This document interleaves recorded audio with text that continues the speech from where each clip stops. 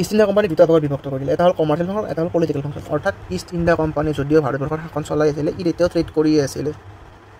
Trade plus আমাৰ পৰা শাসন বুলি লিখি দিওঁ, ঠিক আছে, মই ইংৰাজী শব্দটো মনত শাসন কৰি আছিলে। তো দুইটা বস্তু যদি এটাই কৰি থাকে অকণমান প্ৰব্লেম নহয় জানো। চ' কি কৰিলে, ট্ৰেডৰ কাৰণে কমাৰ্চিয়েল ফাংচন বনাই দিলে, শাসনৰ কাৰণে পলিটিকেল ফাংচন বনাই দিলে। এতিয়া কমাৰ্চিয়েল ফাংচনখিনি কোনে চাব? কোৰ্ট অফ ডিৰেক্টৰ আছে। ই একচুৱেলি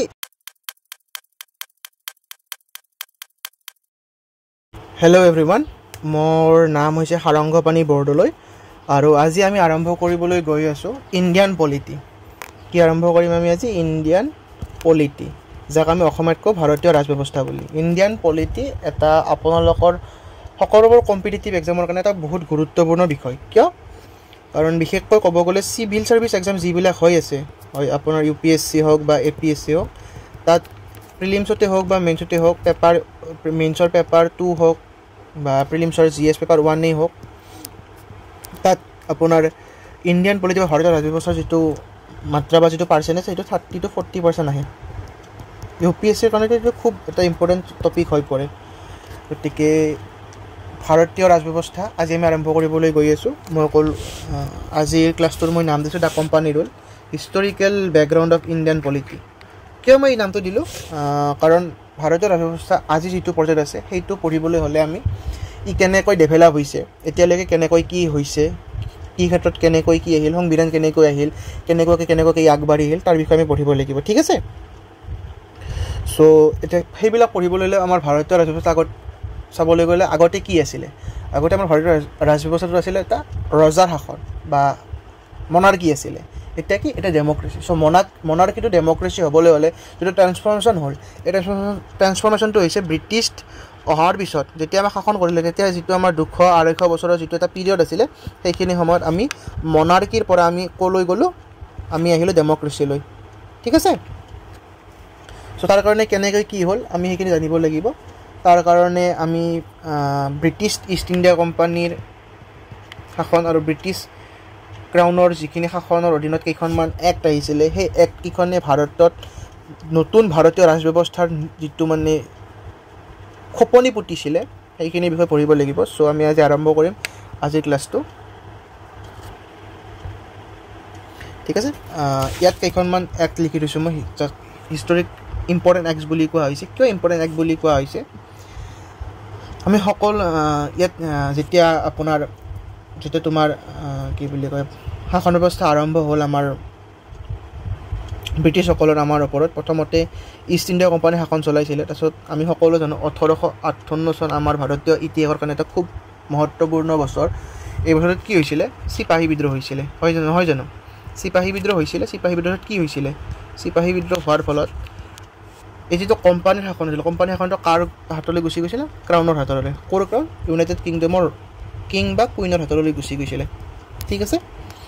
চ' কোম্পানীৰ ৰুলত, কোম্পানীৰ শাসন ভাৰতত চলাবলৈ ইউনাইটেড কিংডমৰ যিটো পাৰ্লিয়ামেণ্ট আছে, সেই পাৰ্লিয়ামেণ্টে কিছুমান আপোনাৰ এক্ট আনিছিলে। আৰু ভাৰতত কোম্পানীৰ শাসন আৰম্ভ কৰা এক্টখন হৈছে সৰ্বপ্ৰথমে যাক কোৱা হয় ৰেগুলেটিং এক্ট অফ 1773। এইটো মনত ৰাখিব, এইটোৰ ওপৰত কেতিয়াবা 1 নম্বৰী কুৱেশ্যন এটা আহি যায়। তাৰপিছত এখন আহে এমেণ্ডিং এক্ট বুলি। এইখন এক্ট হৈছে বিশেষ একো নাই, এইখন এক্টে ৰেগুলেটিং এক্টৰ কিছুমান ছেকশ্যন, কিছুমান মানে অধ্যায় এমেণ্ড কৰি মানে নতুনকৈ মডিফাই কৰে, ঠিক আছে। এইখন সিমান এটা ইম্পৰ্টেণ্ট এক্ট নহয় বাৰু, তথাপিতো। তাৰপিছতে পিটছ ইণ্ডিয়া এক্ট 1784, তাৰপিছতে চাৰ্টাৰ এক্ট অফ 1793, এইটো মোৰ ইয়াত লিখিবলৈ ৰৈ গৈছে, তাৰ বাবে চৰি। এখন 1793 চনৰ এখন চাৰ্টাৰ এক্ট, তাৰপিছত 1813, তাৰপিছত 1833, 1853 পৰা চলি থাকি 1858 চনত কি হয়? আমাৰ চিপাহী মিউটিনি আৰম্ভ হয়। চিপাহী মিউটিনি অহাৰ পিছত 1858 চনত ব্ৰিটিছ পাৰ্লিয়ামেণ্টে এখন এক্ট আনে, যাক কোৱা হয় গভৰ্ণমেণ্ট অফ ইণ্ডিয়া এক্ট 1858, ঠিক আছে। এইখনৰ দ্বাৰা ভাৰতবৰ্ষত ইউনাইটেড কিংডমৰ ক্ৰাউনৰ ৰুল আৰম্ভ হৈ যায়। তাৰপিছত আহে আপোনাৰ ইণ্ডিয়ান কাউন্সিল এক্ট 1861, 1892 আৰু 1909। তাৰপিছত কেইখনমান গভৰ্ণমেণ্ট অফ ইণ্ডিয়া এক্ট নামেৰে আহে। Government of India act 1999, government act of India 1935, independence act 1947। এইখন হৈছে ফাইনেল এক্ট, যিখন পাছ কৰে ব্ৰিটিছ পাৰ্লিয়ামেণ্টে, আৰু যাৰ ফলত আমাৰ ভাৰতবৰ্ষ স্বাধীন হয়। আৰু স্বাধীনতাৰ লগতে আপোনালোকে গম পায় ভাৰতবৰ্ষ দুটা ভাগত বিভক্ত হয়। গতিকে এই ইণ্ডিয়ান ইণ্ডিপেণ্ডেন্স এক্টখনে এইকেইটা বস্তু সুদৃঢ় কৰিছিলে ঠিক আছে এতিয়া আমি যদি ক'ব যাওঁ ভাৰতীয় ৰাজব্যৱস্থা বৰ্তমান যিটো ৰাজব্যৱস্থা চলিছে তাৰ মূল যিটোৰ ওপৰত বেছ কৰি শাসনটো চলে সেইখনক আমি কি বুলি কওঁ constitution of India constitution is the aspiration and faith of the people of India ঠিক আছে তো কনষ্টিটিউশ্যন অফ ইণ্ডিয়াখন আমি ক'বলৈ গ'লে আমাৰ বৰ্তমানৰ কনষ্টিটিউশ্যনক আমি ক'ব পাৰোঁ গভৰ্ণমেণ্ট অফ ইণ্ডিয়া এক্টত 1935ত এটা ডেভেলপ ভাৰ্চন বুলি ক'ব পাৰোঁ নহয় ইয়াত বহুত ভাৰতৰ বহুত মানুহৰ যেনেকৈ ভাবিছিল তেনেকুৱাকৈ বহুত বস্তু ইয়াত এড কৰা গৈছে কিন্তু বেছ মডেল আমি এইটো গভৰ্ণমেণ্ট অফ ইণ্ডিয়া এক্ট 1935ক আমি ইয়াক বেছ মডেল বুলি ক'ব পাৰোঁ ঠিক আছে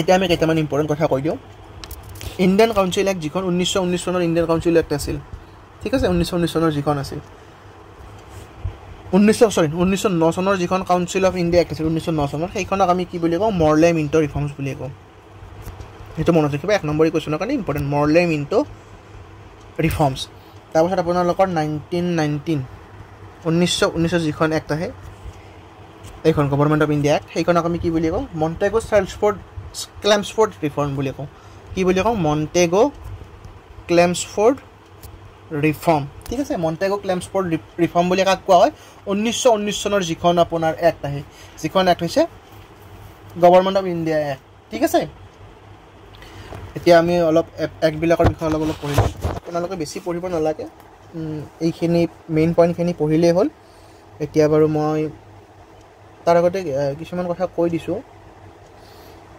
ইণ্ডিয়ান কনষ্টিটিউশ্যনখন বনাবলৈ হ'লে আমাক কি লাগে ইণ্ডিপেণ্ডেণ্ট কনষ্টিটিউশ্যন এছেম্বলি লাগিব ঠিক আছে কিন্তু তেতিয়াতো আমি ভাৰতবৰ্ষখনতো স্বাধীন নাছিলে ব্ৰিটিছৰ আণ্ডাৰত আছিলে চ' ব্ৰিটিছসকলে পাৰ্মিশ্যন দিব লাগিব তাৰ কাৰণে কি কৰিছিলে কেবিনেট মিছন আহিছিলে ভাৰতলৈ আপোনালোকে ইতিহাসত পঢ়িব তাৰ বিষয়ে কেবিনেট মিছনে এটা প্লেন আনিছিলে কনষ্টিটিউট এছেম্বলিৰ কাৰণে তাৰপাছত এই এছেম্বলিখন আৰম্ভ হ'ল কিন্তু ইয়াত যিখিনি চেঞ্জ হ'ব লগা আছিলে ইয়াত বহুতখিনি চেঞ্জ হয় 1947 ইণ্ডিয়ান ইণ্ডিপেণ্ডেন্স এক্টখনৰ পৰা কাৰণ তেতিয়া আপোনালোকে গম পায় ভাৰতখন দুটা ভাগত বিভক্ত হয় ভাৰত আৰু পাকিস্তান দুটা ভাগত বিভক্ত হয় ঠিক আছে চ' বহুতখিনি হয় সেইখিনি আপোনালোকে হিষ্ট্ৰীত পঢ়িব পাৰিব বাৰু তাৰপিছত আহে working of the constitution assembly এতিয়া কনষ্টিটিউশ্যন কেনেকৈ কাম কৰিছিলে কেইটামান বিশেষ তাৰ ৰুল আছে important facts objective resolution committees of the constitution assembly এনেকৈ বহুতকেইটা ভাগ আছে ইয়াৰ মূলটো হৈছে অবজেক্টিভ ৰিজলিউশ্যনটো পাছ কৰিছিলে পণ্ডিত জৱাহৰলাল নেহৰুৱে ঠিক আছে তেখেতে সেইটো দিছিলে অবজেক্টিভ ৰিজলিউশ্যনটো বেলেগ একো নহয় বৰ্তমান ভাৰতৰ যিটো প্ৰিয়াম্বল আছে কনষ্টিটিউশ্যনৰ with the people of India to solemnly swear সেই যিটো প্ৰিয়াম্বল আছে সেইটোকে আমি অবজেক্টিভ ৰিজলিউশ্যন বুলিও ক'ব পাৰোঁ ঠিক আছে চ' এতিয়া বাৰু বাদ দিলোঁ এতিয়া বাকীখিনি আহিল এতিয়া আমি পঢ়িবলৈ আৰম্ভ কৰোঁ ৰেগুলেটিং এক্ট 1773 এইখন হৈছে প্ৰথম এক্ট ব্ৰিটিছ পাৰ্লিমেণ্টে পাছ কৰা এইখনৰ দ্বাৰা কি কৰিছিলে ইষ্ট ইণ্ডিয়া কোম্পানী যিবিলাক ফাংচন সেইবিলাক কণ্ট্ৰল বা ৰেগুলেট কৰিবলৈ চেষ্টা কৰা হৈছিলে ই কি কৰিছিলে foundation of central administration of India এটা কেন্দ্ৰীয় শাসন ভাৰতবৰ্ষত আনিছিলে ঠিক আছে তাৰ আগলৈকে কি আছিলে আমি জানো কেইটামান মূল গড় আছিলে ব্ৰিটিছসকলৰ এইটো বম্বে এইটো বেংগল এইটো মাদ্ৰাছ এই তিনিটা ব্ৰিটিছসকলৰ মূল ৰেৰ আছিল কিন্তু এইখনে কি কৰিলে এই দুটাক চাৰপাছ কৰি এই যিটো কলকাতাৰ যিটো গড় আছিলে বা কলকাতাৰ যিটো বেছ আছিলে বা কলকাতাৰ যিজন গভৰ্ণৰ আছিল তেখেতক কি বনাই দিলে গভৰ্ণৰ জেনেৰেল অফ বেংগল বনাই দিলে চ' কি কৰি দিলে গভৰ্ণৰ জেনেৰেল কিয় গভৰ্ণৰ জেনেৰেল বনাই দিলে তেখেতক আৰু তেখেতৰ আণ্ডাৰত বম্বে আৰু মাদ্ৰাছ এই দুটা বস্তু লৈ আহিলে ঠিক আছে যেতিয়া গভৰ্ণৰ জেনেৰেল বনালে এইটো লিখাই আছে এইটো চাই ল'ব আৰু এইটো ইম্পৰ্টেণ্ট হয় কিন্তু first governor general Warren Hasting এইটো মনত ৰাখিব চ' গভৰ্ণৰ জেনেৰেলেতো অকলে দেশখন চলাব নোৱাৰে তেতিয়া কি কৰিলে তেওঁৰ কাৰণে এখন এক্সিকিউটিভ কাউন্সিল বনাই দিলে এতিয়া যেতিয়া আমাৰ যিটো আমাৰ চেণ্ট্ৰেল কেবিনেট বুলি কওঁ এই এক্সিকিউটিভ কাউন্সিলখনক আপোনালোকে তেতিয়াৰ কেবিনেট বুলি ক'ব পাৰিব কেবিনেট এক্সিকিউটিভ কাউন্সিলত মেম্বাৰ কেইটা কৰিলে 4টা ঠিক আছে তাৰপিছত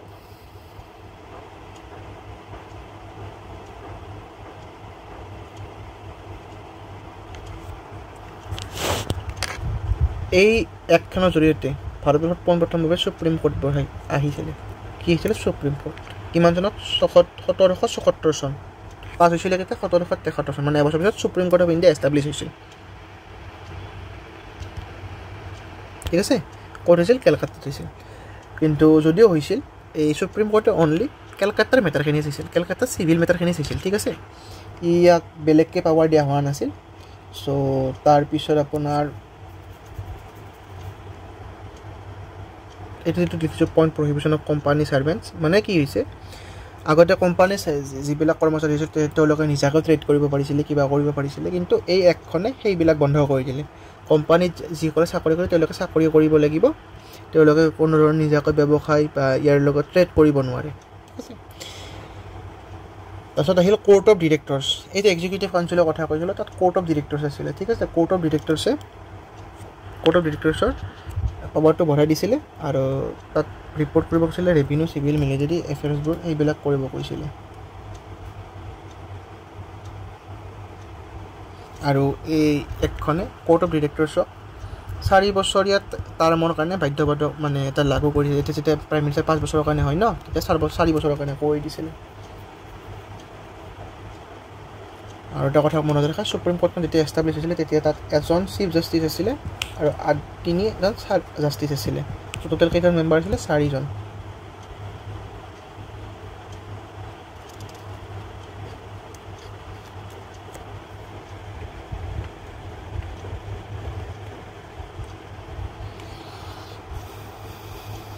তাৰপিছত আহিল এমেণ্ডিং এক্ট 1781। এই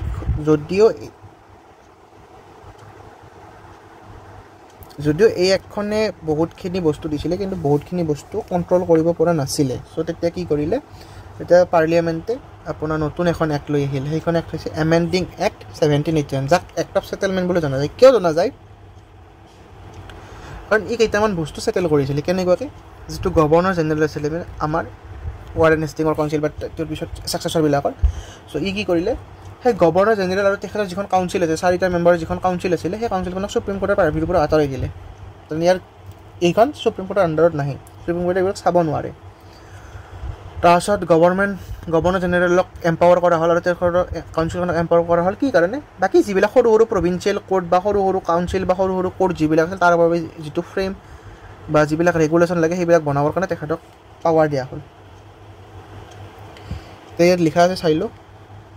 চাওক, appeals from provincial courts governor general in council not to the SC।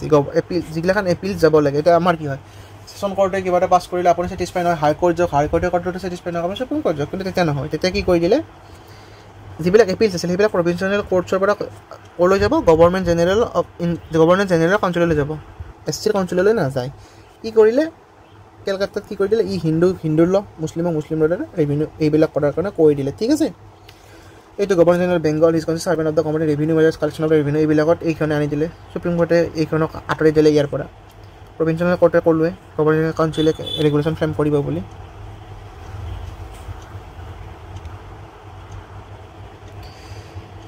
আগৰ যিমানখিনি আখোৱা আছিল সেইবিলাক পিটছ ইণ্ডিয়া এক্ট 1784 দ্বাৰা নোহোৱা কৰিবলৈ চেষ্টা কৰা হৈছিল, ঠিক আছে। ই কি কৰিলে, ই দুটা কাম কৰি দিলে। ইষ্ট ইণ্ডিয়া কোম্পানী দুটা ভাগত বিভক্ত কৰি দিলে, এটা হ'ল কমাৰ্চিয়েল ফাংচন, এটা হ'ল পলিটিকেল ফাংচন। অৰ্থাৎ ইষ্ট ইণ্ডিয়া কোম্পানী যদিও ভাৰতবৰ্ষৰ শাসন চলাই আছিলে, ই তেতিয়াও ট্ৰেড কৰিয়ে আছিলে।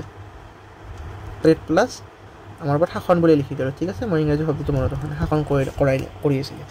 ত' দুইটা বস্তু যদি এটাই কৰি থাকে অকণমান প্ৰব্লেম নহয় জানো। চ' কি কৰিলে, ট্ৰেডৰ কাৰণে কমাৰ্চিয়েল ফাংচন বনাই দিলে, শাসনৰ কাৰণে পলিটিকেল ফাংচন বনাই দিলে। এতিয়া কমাৰ্চিয়েল ফাংচনখিনি কোনে চাব? কোৰ্ট অফ ডিৰেক্টৰ্ছে। ই একচুৱেলি ৰিপ্ৰেজেণ্ট কৰে কাক? কোম্পানীটো। কোৰ্ট অফ ডিৰেক্টৰ্ছে কাক ৰিপ্ৰেজেণ্ট কৰে? East India Company. আৰু পলিটিকেল ফাংচনছখিনি চাব কোনে? ব'ৰ্ড অফ কণ্ট্ৰলছে। ব'ৰ্ড অফ কণ্ট্ৰল কাৰণে কাক শ্ব' কৰিব? কাৰণ এইখন এখন জানোৱে আমি ব্ৰিটিছসকলে শাসন কৰিব, ইনডাইৰেক্টলি হ'লেও। চ' এওঁলোকে শ্ব' কৰিব ব্ৰিটিছ ক্ৰাউনক। যিহেতু ইয়াত ব্ৰিটিছ ক্ৰাউন ইনভলভ হ'ল, চ' এতিয়া ইয়াৰ যিবিলাক চিভিলিয়ান গভৰ্ণমেণ্ট আছিল, মিলিটাৰী আছিল, ৰেভিনিউ আছিল, এইবিলাক কোনে চাব? ব্ৰিটিছ ক্ৰাউনে চাব, অৰ্থাৎ কিং বা কুইনে চাব। ভায়া কি? British parliament. তাৰ কাৰণে ইয়াত ডাবল গভৰ্ণমেণ্টৰ ছিষ্টেমটো অনা হৈছিলে। তাৰপিছত ব্ৰিটিছ গভৰ্ণমেণ্টে এই এক্টখনৰ জৰিয়তে, পিটছ ইণ্ডিয়া এক্টৰ জৰিয়তে, যিটো কোম্পানী আছিল, কোম্পানীৰ কাৰ্য কাৰখানা আৰু নিজৰ সেইবিলাক নিজৰ হাতলৈ লৈ গ'ল, প্লাছ এডমিনিষ্ট্ৰেশ্যন অফ ইণ্ডিয়া যিটো চলি আছিলে, যিটো ইষ্ট ইণ্ডিয়া কোম্পানীয়ে কৰি আছিলে, সেইটোকো ব্ৰিটিছ পাৰ্লিয়ামেণ্ট বা ব্ৰিটিছ ক্ৰাউনে নিজৰ আণ্ডাৰলৈ লৈ গ'ল, ঠিক আছে। এইটো মনত ৰাখক, পিটছ ইণ্ডিয়া কেতিয়া হৈছিলে? 1784 চনটো ইম্পৰ্টেণ্ট হয় কিন্তু।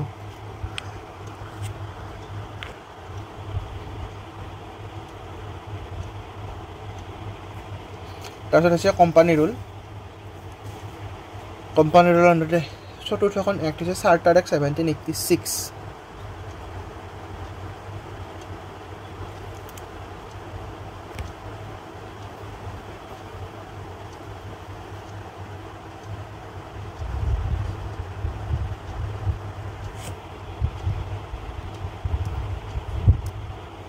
আৰু এইখিনিতে এখন এক্ট আছিলে চাৰ্টাৰ এক্ট 1786 ইম্পৰ্টেণ্ট নহয় কোন আছিলে governor general of Bengal lord Cornwallis আছিল সি দুটা ডিমাণ্ড কৰিছিলে পাৰ্লিয়ামেণ্টৰ আগত কি সি ইণ্ডিয়াৰ কমাণ্ডাৰ ইন চিফ হ'ব ফৰ ইণ্ডিয়ান এম্পায়াৰৰ আৰু সি অভাৰৰাইড কৰিব পাৰিব সেয়াৰ কাউন্সিলখনক কিছুমান স্পেচিয়েল কেছত তাৰ দুইটা ডিমাণ্ড একচেপ্ট কৰাইছিল ইমান ইম্পৰ্টেণ্ট এক্ট নহয় এইখন যদি হ'ব চাৰ্টাৰ এক্ট অফ 1793 এইখন এখন ইম্পৰ্টেণ্ট এক্ট হয় কি কৰিছিলে অভাৰৰাইডিং পাৱাৰ যিটো আছিলে মানে কৰ্ণৱালিছৰ যিখন অভাৰৰাইডিং পাৱাৰ আছিলে কাউন্সিলখনৰ ওপৰত সেইটো এক্সটেণ্ড কৰিলে বাকী যিমান গভৰ্ণৰ জেনেৰেল আহিব তাৰ কাৰণে আৰু সেইটো গ'ল কালৈ গভৰ্ণৰ বম্বে মাদ্ৰাছৰ নাই এতিয়া আমাৰ কি হয় এতিয়া কেতিয়াবা এখন বিল পাছ কৰিলে পাৰ্লিয়ামেণ্টে সেইখন কাৰ চাইনলৈ গ'ল প্ৰেচিডেণ্ট বা গভৰ্ণৰৰ হাতলৈ গ'ল কি কৰে প্ৰেচিডেণ্ট বা গভৰ্ণৰে চাইন কৰে নতুবা ৰিটাৰ্ণ পঠায় নতুবা আপোনাৰ হোল্ড কৰি বহি থাকে ভিটো কৰা বুলি যিটো কয় পকেট ভিটো বা কিবা ভিটো কিন্তু তেতিয়া তেনেকুৱা প্ৰভিজন নাছিল ইয়াৰ আগলৈকে তেনেকুৱা প্ৰভিজন নথয় যেতিয়া এই এখন সেইবিলাক দি দিলে চ' তেতিয়াৰ পৰা এই ভিটোৰ ব্যৱস্থাটো অহা বুলি আমি ক'ব পাৰোঁ ঠিক আছে তাৰপাছত এই এক্টখনে গভৰ্ণৰ জেনেৰেল অফ বেংগলক মোৰ পাৱাৰফুল কৰি তুলিছিলে বহুত আৰু বিভিন্ন ধৰণৰ শক্তি দি দিছিলে ঠিক আছে কিন্তু ই এটা কাম কৰিছিলে ট্ৰেড মনোপলি দি দিছিলে 20 বছৰৰ কাৰণে 1793 অৰ্থাৎ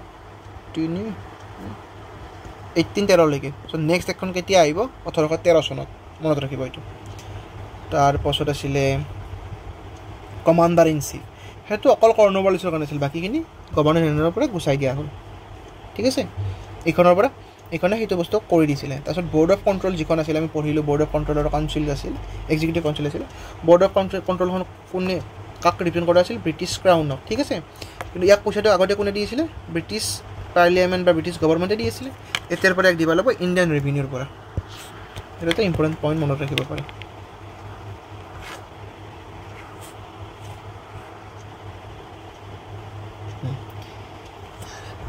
চাৰ্টাৰ এক্ট 18 কি কৈছিলোঁ 1793 চনত আহিছিলে 20 বছৰ পিছত এইখন এক্ট আহিব কি কৰিলে ট্ৰেড মনোপলি যিটো দিয়া আছিল ইষ্ট ইণ্ডিয়া কোম্পানীক ভাৰতবৰ্ষত সেইটো টোটেলি এণ্ড কৰি দিলে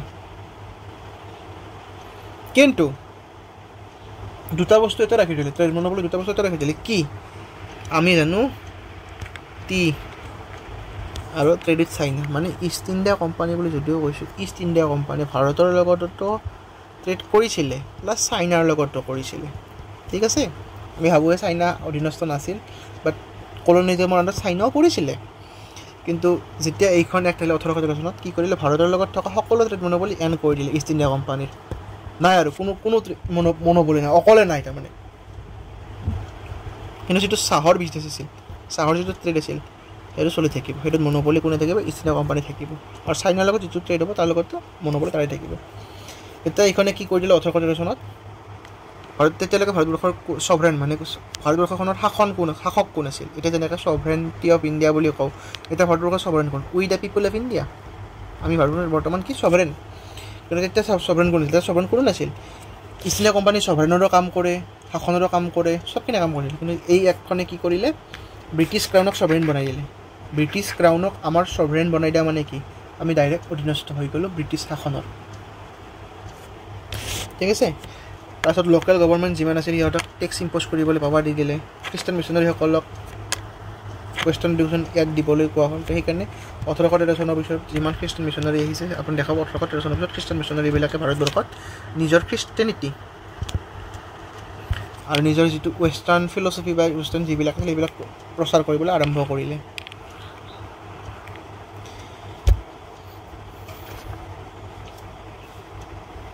এতিয়া 1833 চনৰ আহিল এতিয়া কি কৰিলে আগতে গভৰ্ণৰ জেনেৰেল অফ বেংগল আছিল গভৰ্ণৰ অফ মাদ্ৰাছ আছিল গভৰ্ণৰ অফ বম্বে আছিল এতিয়া নাই এইখনে কি কৰিলে গভৰ্ণৰ অফ জেনেৰেল অফ বেংগলক গভৰ্ণৰ জেনেৰেল অফ ইণ্ডিয়া বনাই দিলে এই অৰ্থত গোটেই পাৱাৰবোৰ দিলে চিভিল মিলিটাৰী এনেকৈ ক'ব গ'লে সি ভাৰতবৰ্ষৰ ৰজা হয়, কিন্তু ৰজা নহয়। মানে আগতে আমি মহাভাৰত দেখিছোঁ নহয়, ধৰক কি কয় যুধিষ্ঠিৰ বা ৰাম কি আছিল চক্ৰৱৰ্তী সম্ৰাট আছিল, তাৰ তলত বহুত ৰজাই বৈশ্যতা স্বীকাৰ কৰিছিলে, তেনেকুৱা আৰু ধৰি ল'ব পাৰে। তাত মানে উদাহৰণ এটা দিছোঁ আৰু মই এইখনে কি কৰিলে আপোনাৰ চেণ্ট্ৰেলাইজেশ্যন ইন ইণ্ডিয়া, মানে গভৰ্ণমেণ্ট চেণ্ট্ৰেলাইজেশ্যনটো কৰি দিলে আমাৰ ইণ্ডিয়াত। লেজিছলেটিভ পাৱাৰ, অৰ্থাৎ লেজিছলেটিভ পাৱাৰ মানে কি আৰু আইন বনোৱা যিটো পাৱাৰ আছিল সেইটো গভৰ্ণৰ অফ বম্বে আৰু মাদ্ৰাছৰ পৰা ক'ত গুচি গ'ল, জেনেৰেল অফ ইণ্ডিয়া। কাৰণ মানে চেণ্ট্ৰেলাইজেশ্যন কৰি দিলে ন, তাতে বেলেগ বেলেগ গভৰ্ণৰ ৰখাৰ কোনো দৰকাৰ নাই, গুচি গ'ল।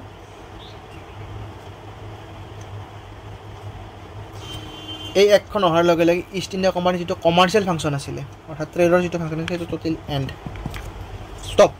আৰু এতিয়াৰ পৰা ইষ্ট ইণ্ডিয়া কোম্পানী কি হিচাপে এক্ট কৰিব, এডমিনিষ্ট্ৰেটিভ বডি হিচাপেহে কাম কৰিব। তাৰপিছত যিমান টেৰিটৰী অধিকাৰ কৰিছিলে ইষ্ট ইণ্ডিয়া কোম্পানী, সেই সকলোবোৰ কাৰ হাতলৈ গুচি গ'ল, ব্ৰিটিছ গভৰ্ণমেণ্টৰ হাতলৈ গুচি গ'ল। অৰ্থাৎ ভাৰতবৰ্ষখন সম্পূৰ্ণভাৱে ব্ৰিটিছৰ পৰাধীন হৈ গ'ল। System of competition, open competition suggested but opposed by court of duties, মানে কি আছিল জানেনে? এতিয়া যদি চিভিল ছাৰ্ভিচ হয়, আপুনিও বহিব পাৰে, ক'ব গ'লে ময়ো বহিব পাৰোঁ, আৰু কোনোবা বহিব পাৰে, তেনেকুৱা এটা ছিষ্টেম কৰাৰ কথা কৈছিলে, কিন্তু কোৰ্ট অফ ডিৰেক্টৰ্ছে সেইটো নামানিলে, অপ'জ কৰিলে, চ' এইটো ইমপ্লিমেণ্ট নহ'ল। তাৰপিছত 1853 চন আহিলে,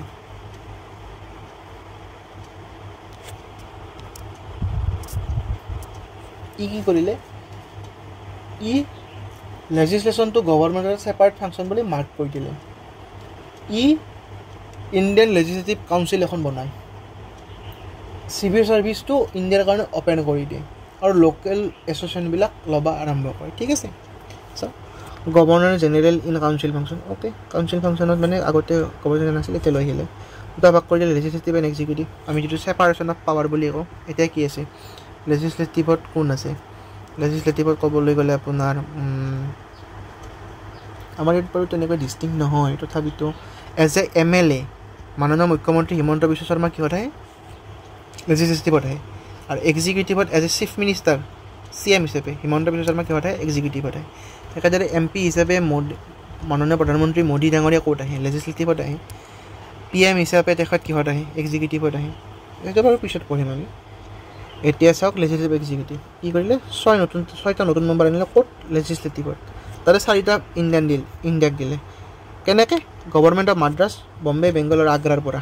ঠিক আছে, 2টা মেম্বাৰ ব্ৰিটেইনৰ পৰা আহিল। মানে এই যে লেজিছলেটিভত 6টা মেম্বাৰ আছিলে, 6টা মেম্বাৰ ভাগ কেনেকৈ কৰিলে, 2টা আহিব আপোনাৰ ব্ৰিটেইনৰ পৰা, বাকী 4টা মেম্বাৰ ক'ৰ পৰা আহিব, government of Madras, Bombay, Bengal and Agra. এটা মনত ৰাখিব, MBABৰ পৰা আহিব বুলি মনত ৰাখিব। তাৰপাছত গভৰ্ণৰ জেনেৰেলৰ যিখন লেজিছলেটিভ কাউন্সিল আছে, গভৰ্ণৰ জেনেৰেলটো অল ইন ওৱান, তেখেতে শাসন চলাবলৈ এইবিলাক বস্তু আনি আছে।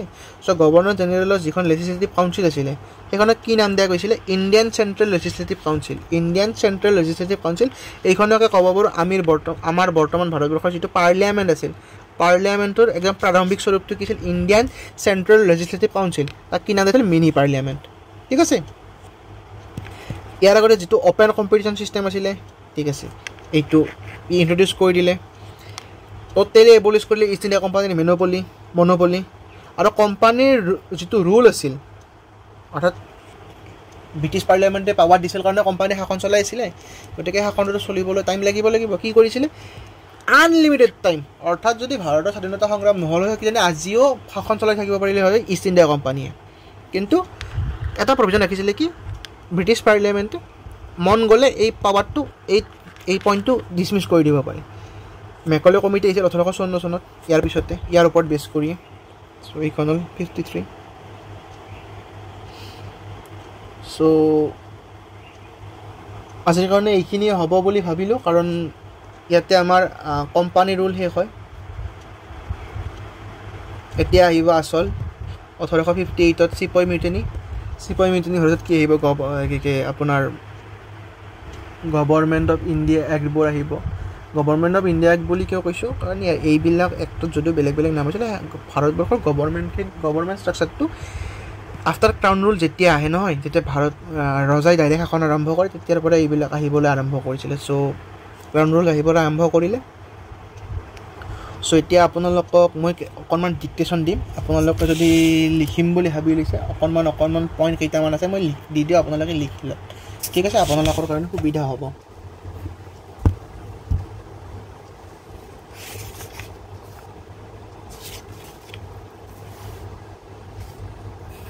এই নোটছখিনিতো আপোনালোকে পাই যাব এতিয়া লিখি লওক ৰেগুলেটিং এক্ট 1773 কি কৰিছিলে গভৰ্ণৰ জেনেৰেল অফ বেংগল নিছিলে এক্সিকিউটিভ কাউন্সিল নিছিলে গভৰ্ণৰ জেনেৰেল সুপ্ৰিম কোৰ্ট নিছিলে কোৰ্ট কেলকাতাত আৰু গভৰ্ণৰ অফ বম্বে আৰু মাদ্ৰাছক কি কৰিছিলে গভৰ্ণৰ জেনেৰেল অফ বেংগলৰ তলত আনি দিছিলে মেইন হাইলাইটছবিলাক লিখি লওক main highlights of the act of regulating act 1773 are as follows the East India Company Act of 1772 was its official name. This act was considered to be a stepping stone in the series of acts that were promulgated later on. It had given legal sanctity to the businesses of the company.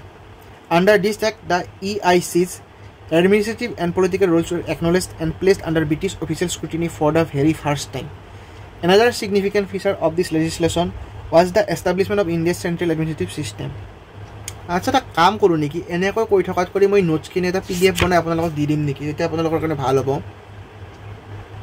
ঠিক আছে মই তেনেকুৱাই কৰিম অকণমান notes দিম আৰু মই কেইটামান কথা ক'ব বিচাৰোঁ শেষত আপোনালোকে ইণ্ডিয়ান পলিটি আৰম্ভ কৰিছে পঢ়িবলৈ চ' দুটামান বস্তু আপোনালোকে নিশ্চয় পঢ়িব মই বুক লিষ্টখন কৈ দিছোঁ আপোনালোকে কি পঢ়ে মই কৈ দিছোঁ সকলোৱে জানেই মাষ্ট বি হৈছে ইণ্ডিয়ান পলিটি বাই হু এম লক্ষ্মীকান্ত দিছ ইজ